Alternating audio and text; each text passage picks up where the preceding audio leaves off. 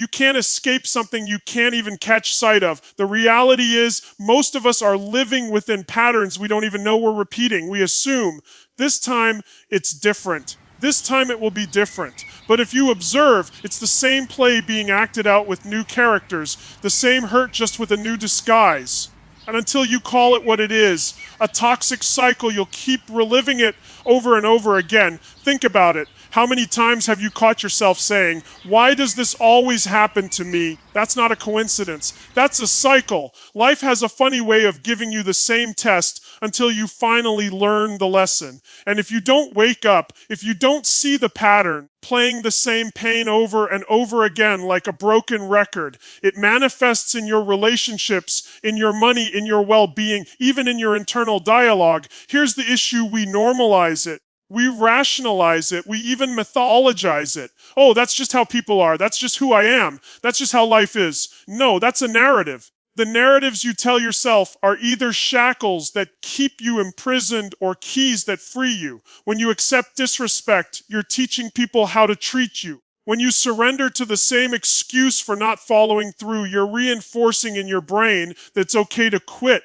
When you continue going back to someone who's demonstrated they don't respect you, you're informing yourself that you don't deserve respect. That's how cycles operate, not because the world is out to get you, not because life's just not fair, because you've subconsciously agreed that this is your normal. But here's the thing, nothing ever changes until you change what you're willing to notice. You need to shine the flashlight of awareness on your life and say, what's the actual pattern here? What keeps coming up no matter who the players are? Part I keep playing in my own misery. That's uncomfortable because awareness requires honesty. And honesty hurts, but you can't fix what you won't even admit exists. I'll tell you something fierce. The instant you see the cycle, you take your power back. You are no longer the victim of bad luck or bad people, but you realize you've been dancing along with them all along. Because negative cycles don't keep happening without your help. They thrive on your consent. Now, recognition is not blame. This is not about beating yourself up. This is about waking up. You cannot shame your way to growth, but you can shock yourself awake with truth. And the truth is that once you become aware of the pattern, you cannot pretend it is not there anymore.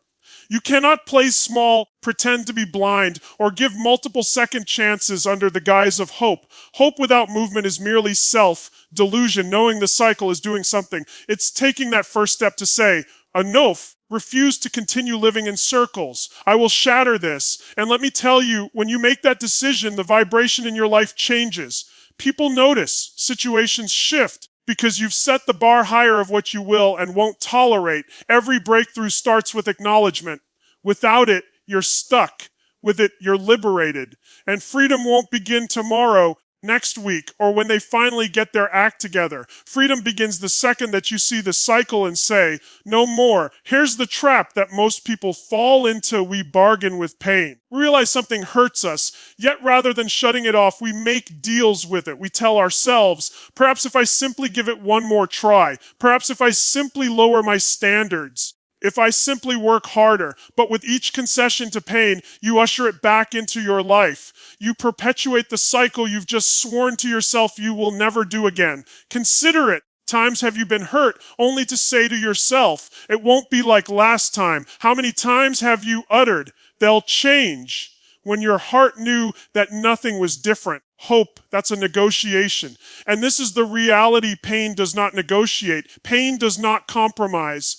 Pain does not meet you halfway. It takes everything you offer until you are left with nothing. That's the worst part. You already know when something is toxic. You sense it in your belly. Your body warns you. Your energy plummets. Your peace vanishes. And then your mind shows up with a compromise. Well, wasn't everything. Perhaps I'm overdoing it. Perhaps I need to be more patient. No, that isn't patience. That's betrayal of yourself. When you negotiate with pain, you're devaluing yourself, offering discounts on your boundaries, discounts on your values, discounts on your time and energy. And let me ask you, whatever happens to anything in life that's devalued all the time, it becomes worthless. That's what happens to you when you're always giving just one more chance. If you want to raise your standards, you must stop accepting a clearance life. You're not here to be someone's backup plan. someone's punching bag, someone's safety net. You're here to live at the highest level of your capability. But you can't do that if you keep compromising on what you already know is destroying you. Want you to listen. Declaring no more does not make you cold. It makes you clear. Declaring no more does not make you selfish. It makes you strong. When you cease negotiating with pain, you cease instructing the world that you'll accept disrespect, dishonesty, or mediocrity. You establish the standard that states, if you want entry into me, you'd better get up because I will not come down. Then now I understand. Sometimes we just keep bargaining because we're scared to be alone, scared to begin again, scared of the unknown. But let me tell you, is more isolated than being in a circle of people that drain your energy. Nothing is more terrifying than existing in a life you know you've grown out of. Nothing is more hazardous than believing that pain is love, that suffering is commitment, or that settling is safety. You did not come into this world to spend your days constantly negotiating with your own value. You came into this world to feel joy, energy, and expansion. That only occurs when you cease to give second chances to things that have already demonstrated they cannot deliver. The second you stop negotiating with pain, something changes. Choices become more powerful. Your values become more defined. Your vision for your life becomes more focused. And suddenly, the things that previously had control over you no longer hold on to you. Why? You finally made the decision, no more discounts, no more negotiations, my peace is not for sale. So the question is, where in your life today are you negotiating with pain? Is it a relationship, friendship, a job that suffocates your spirit, a habit that appropriates your energy? Whatever it is, stop bargaining with it, end it. Because the more you haggle, the deeper the habit goes. Only way to escape is to seal the deal once and for all with yourself. Life doesn't give you what you want. It gives you what you tolerate. Consider that for a moment. You can wish for success. You can wish for love. You can wish for freedom. But if your standards are low, if you settle for less than you're worthy of, you'll just keep receiving less than you wish. Because your standards are like the thermostat of your life. Regardless of how high the outside temperature gets, you're going to always wind up back at the temperature you've set.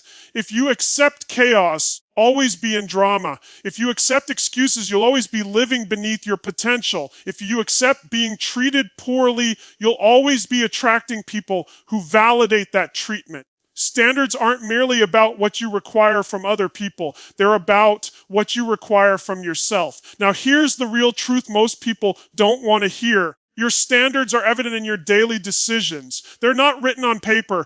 They're written in your habits. If your standard is health, it's in what you put in your body every single day. If your standard is wealth, it's in how you handle your money and where you spend your time. If your measure is love, it's in the way that you treat yourself when nobody's looking, because that's the level that you're going to accept from somebody else. You can yell as loudly as you can, but if you don't elevate your standards, it doesn't change.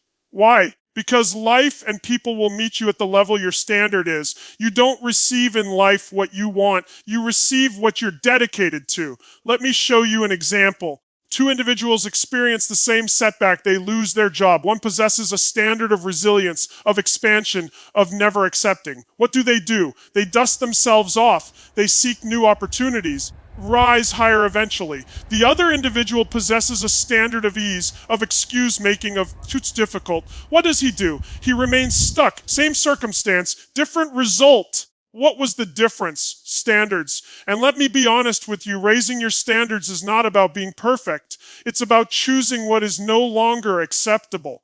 Marking a line in the sand and declaring from this point on, I will no longer return to who I was. I will not settle. I will not accept less than I'm worthy of. I get asked all the time, Tony, transform my life. And I say to them, shift your standards. Shift what you demand, not of others first, but of yourself. Because the moment you hold yourself to a higher standard, world has no choice but to react. You train others by how you arrive. If you arrive weak, you invite predators. If you arrive strong, you attract warriors. Now, raising your standards requires courage. Because the moment you raise them, some people will fall away. And that's okay. Not everyone can meet you at your new level. But would you rather shrink to keep people around, or rise and attract those who are meant for the life you're building. Your future is not determined by your situation. It's determined by your standards. Each time you've ever made a breakthrough in your life was because you raised them. Each time you've ever said, never again, I'm finished settling, I'm going up, your life has changed. And if you desire a life that's completely different from where you've been, it begins here. Not with another opportunity for someone else, not with another bargain with suffering, but with a better standard for you. Ask yourself, what's the new standard you're establishing today? Where will you no longer settle? Because the instant you do, you don't just change your life, you change your destiny. Somewhere along the line, you need to stop lying to yourself with stories that keep you trapped. Excuses may feel like safety, but in fact, they're a jail. They ring like logic. They ring like reasons. All they do is leave you stuck where you claim you need to move. And this is the truth while you're blaming, while you're finger pointing, you're holding out for someone to change, you've given away your power. Excuses are tempting. They say things such as, I don't have time, I don't have money, I wasn't brought up that way. They just don't get it.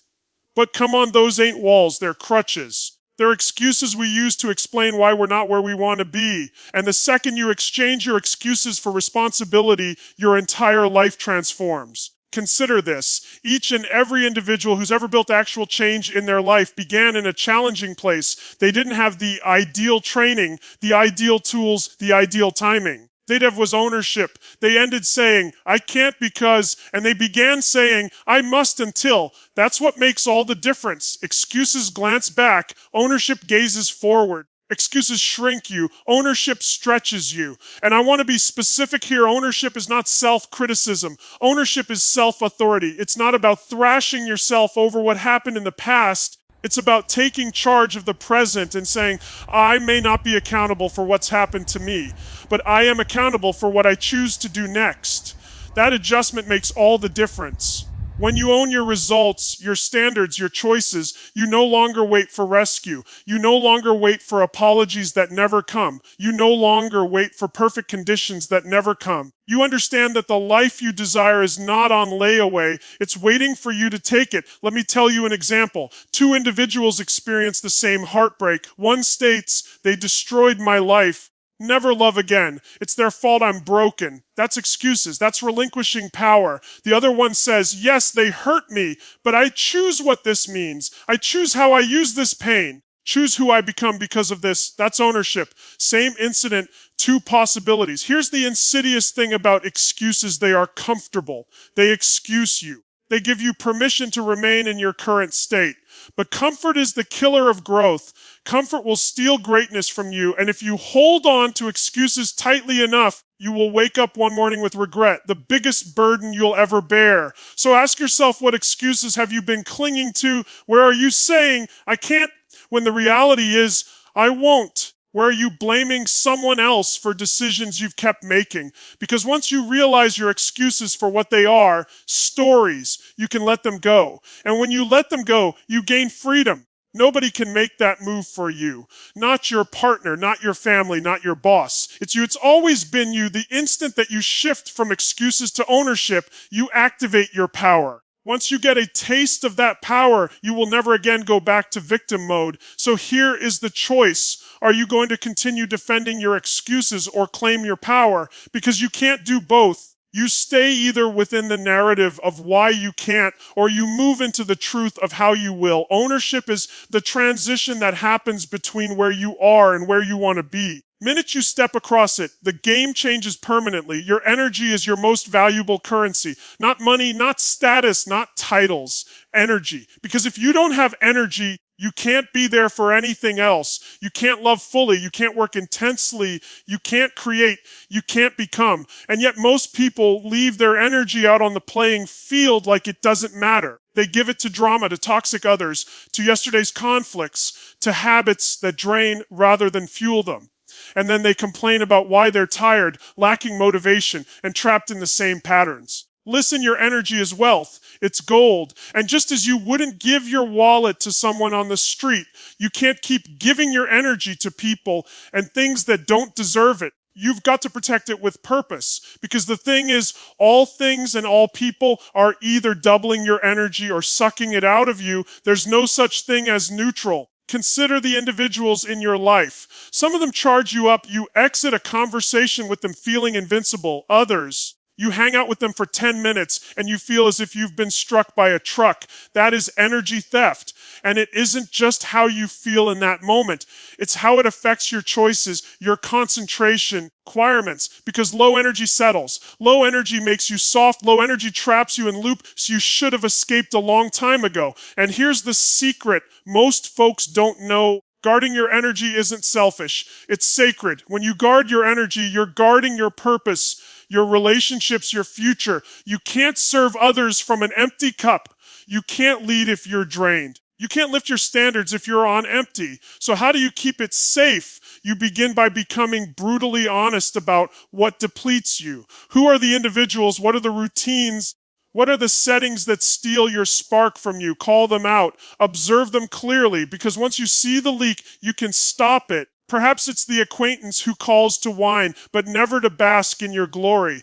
Perhaps it's the loved one who vows to change yet continually brings hurt. It's scrolling through social media for hours comparing yourself to highlight reels that are not even real. Whatever it is, you can't continue to pour your energy there and expect to grow.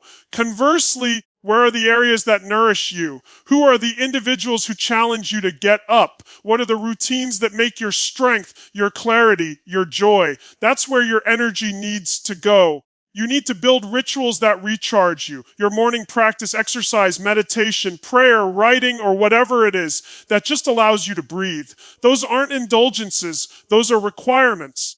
Because when your energy is high, you can't be stopped. Let me share with you something powerful. When you begin guarding your energy, everything in your life shifts. Toxic people drop off because they can't live without your fuel. Opportunities get bigger because your focus gets clearer. Relationships get richer because you're no longer running on fumes. You're overflowing. It's a choice. The choice to no longer be available for everyone and everything. The choice to say no without shame. The choice to work with your energy as the precious resource that it is. Because here's the thing, if you don't honor your energy, no one else will. So ask yourself today, where have you been sharing your energy too cheaply? Where have you been spending it rather than investing it? What would be different in your life if you protected it like the valuable resource it is? Because here's the truth, your energy is your life force. Guard it and you'll emerge. Fritter it away and you'll remain stuck. The decision is yours. Let's discuss pain. No one enjoys it, but everyone endures it. Pain is the equalizer.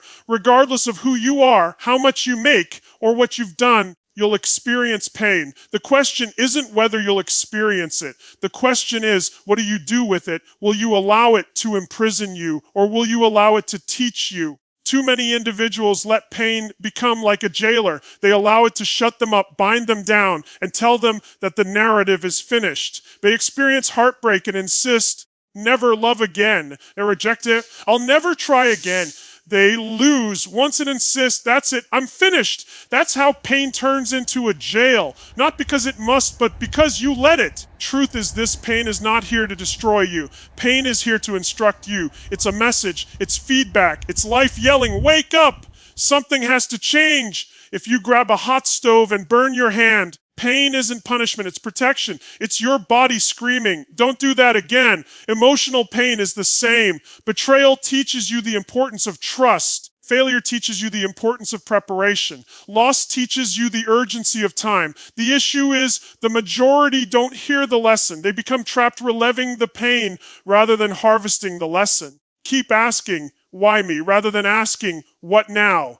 And that is the distinction between individuals who remain trapped and individuals who grow. The trapped remain in the prison of their agony. Free rise due to the lessons it taught them. Let me be honest with you, some of the toughest individuals, some of the most resilient, most powerful leaders on this earth did not become that in spite of what they went through. They became that because of it. Their pain taught them.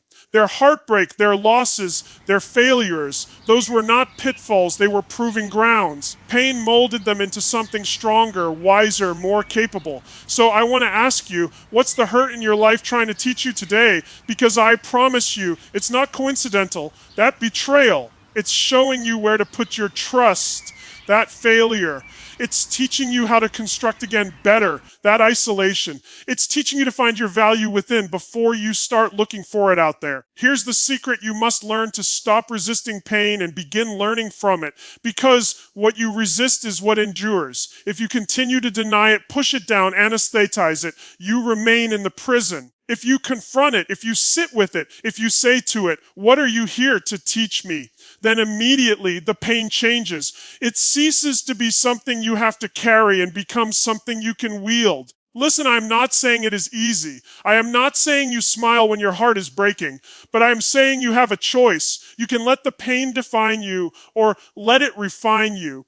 You can let it make you harder, let it make you stronger. You can let it break you, or you can let it build you. Because here's the truth: pain will come to see you, but suffering, that's a choice. Suffering is what occurs when you allow pain to linger too long, when you provide it with the keys to your home rather than allowing it to be a guest who passes through.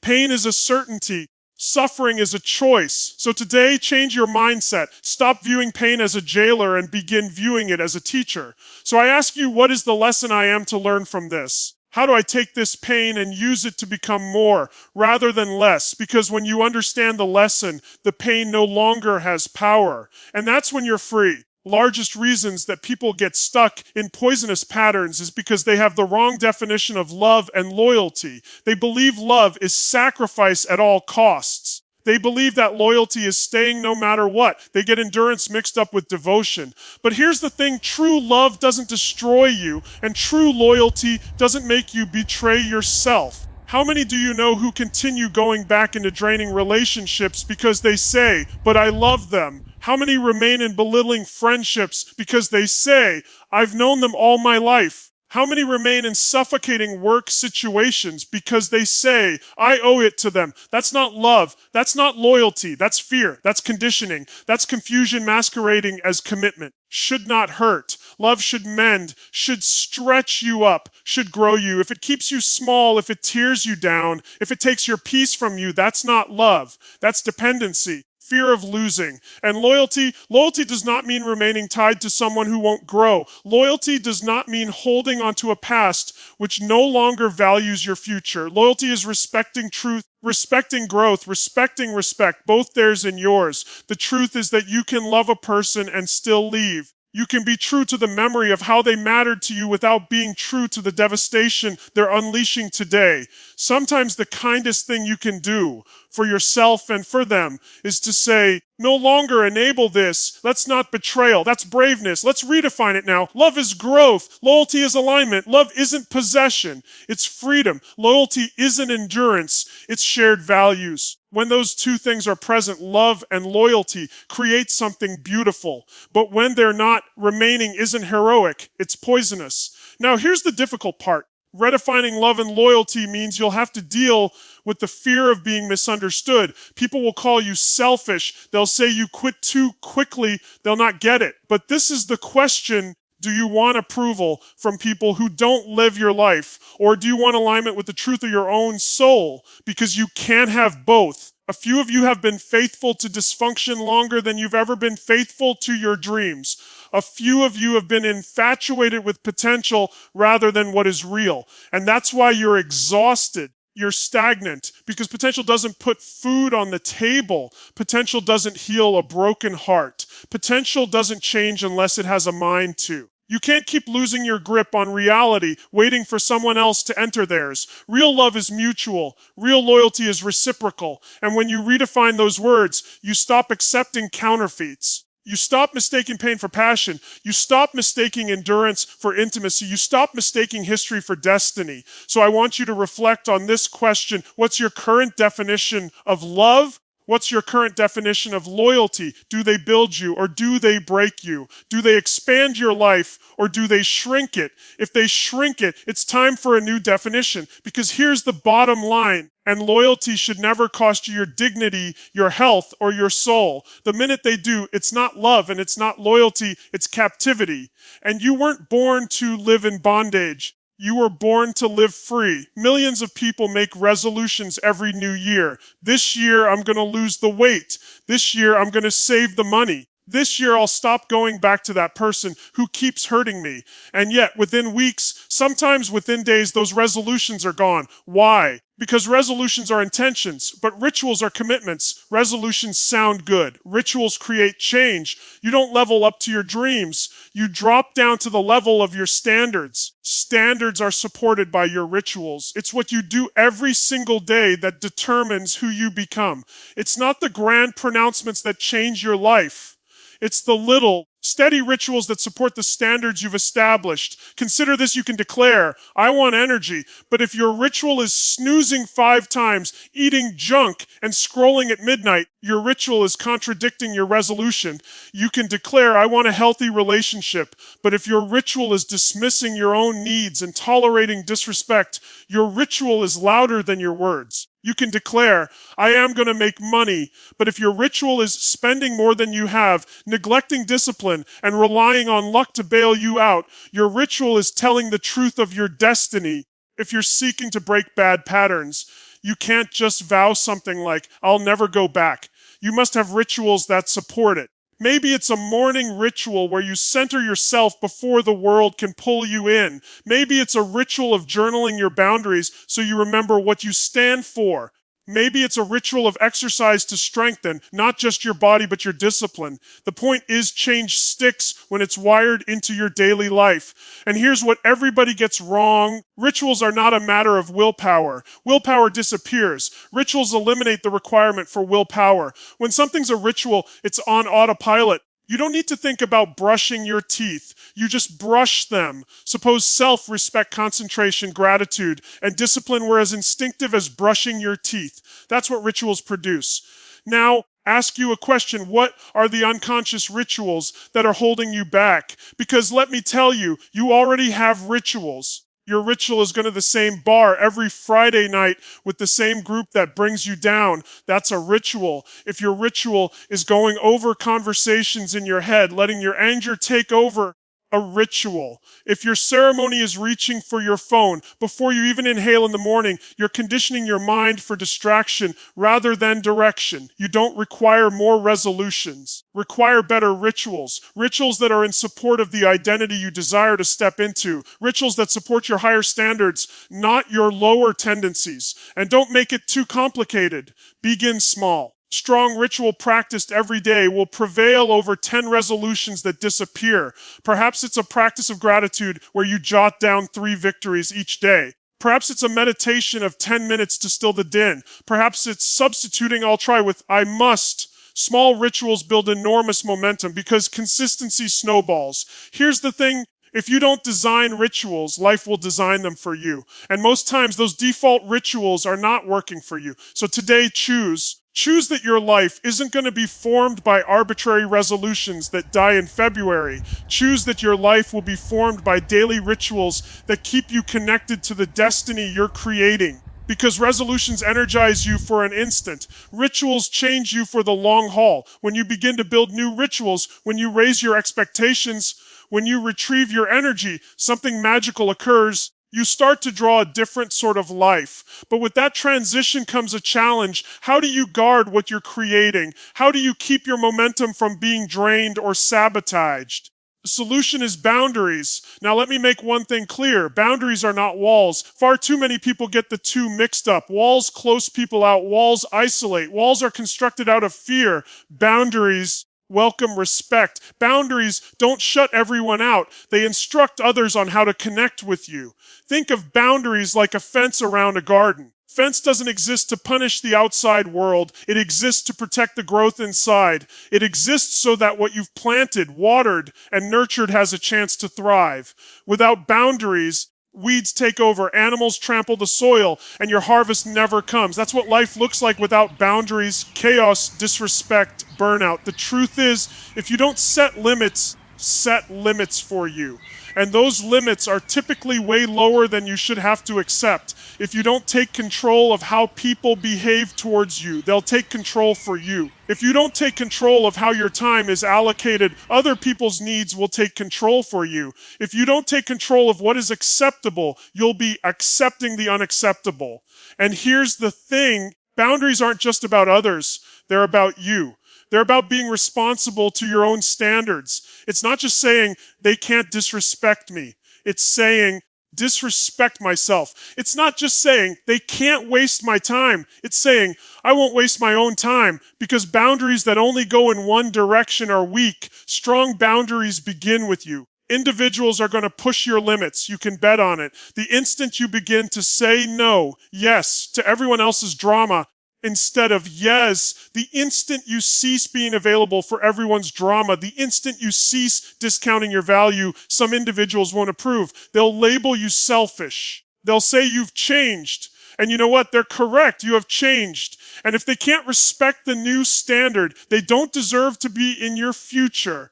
But let's not swing to the other side. Some individuals, after being wounded, construct walls so high that no one can enter. They close down. They isolate. They misunderstand safety as isolation. But here is the issue. Walls do not simply repel pain. Love, joy, and expansion as well. You were not made to live behind walls. You were made to live free, connected, and expansive. Boundaries enable you to do that. Boundaries enable you to say, I'm available for connection, but only healthy connection. Boundaries enable you to say, I will offer my energy, but only where it multiplies, not where it depletes. Boundaries enable you to say, I will love with all my heart, but I will not lose myself in the act. So reflect on yourself now. Where in your life must you create healthier boundaries? Is it with those who always cross the line? Is it with habits that steal your attention? Is it with yourself, with the promises you continually break? Because each boundary you create is a statement of worth. Each time you uphold it, you're saying to the world and to yourself, I matter, my peace matters, my future matters. Remember, these walls are a product of fear. Boundaries are a product of clarity. Walls hold you back. Boundaries set you free. And when you construct them, you don't merely safeguard your growth, you propel it. We've discussed standards, we've discussed standards, we've discussed energy, pain, love, loyalty, rituals, and boundaries. But it doesn't matter if you don't do anything. None of it matters if you don't make a choice. Because knowledge without practice is wasted potential. Awareness without practice is self-deception. Waiting for someday is the fastest way to remain stuck forever. Someday is a myth. Someday doesn't exist. There's no such moment forthcoming. There's no fairy tale moment when the hurting will cease. Fearlessness will return when the circumstances will be ripe. There's only now. There's only today, right here, right now, where you choose enough, where you choose no more second chances. Where you choose, I raise my standards. Most people wait. They wait for permission. They wait for assurances. They wait until it is safe. But hear me out. Safety is just an illusion. Growth is never safe. Change is never comfortable. Power is never given to you. You take it. And you take it by taking the step that today, not tomorrow, you live the life you are supposed to live. Here's the truth. Destiny isn't determined by your circumstances. It's determined by your choices. And one choice can revolutionize everything. One choice to say no more. One choice to walk away. Choice to create a new ritual. One choice to guard your energy. One choice to love yourself enough to stop negotiating with pain. And here's the wonderful part. When you make that choice, life responds. Doors open, people appear, opportunities materialize, not because they were not there before, but because you were not paying attention to them. You were too focused on surviving, too focused on tolerating, too focused on giving second, third, fourth chances. But the minute you say, I will not live like this anymore, you change your state. And when your state changes, your world changes. But you can't half decide. You can't put one foot in and one foot out. That's not stepping into power. That's dipping your toe in the water of change. Power comes when you burn the boats, when you say, there's no going back, when you take away the option of retreat and fully to the life you know you're capable of. Some of you are waiting for the fear to pass before you take action. tell you the fear will not pass. You don't eliminate fear by waiting. You eliminate fear by moving through it. Courage is not the absence of fear. Courage is action in the face of fear. The moment you take action, the fear diminishes, your power increases, and your destiny unfolds. So question yourself, if not now, then when? If not you, then who? If not here, then where? Because there will never be a better moment. There will never be more clarity. There will never be another today. You've got this one life, this one opportunity, this one moment, and you don't get it back. The cycles can break with you. The patterns of the generations can break with you. The excuses, the compromises, the poisonous bonds, they break when you choose to step into your power. And when you do, only alter your own life. You alter every life you encounter. You become the example. You become the standard. You become the individual who said, enough. I will live free. I will live strong. Will live true. So here's my invitation. Don't wait. Don't think about it. Don't plan for someday. Step into your power now. Step into it fully. Step into it with everything you've got. Because this is your moment. This is your turning point. This is the day you raise your standards and break free forever.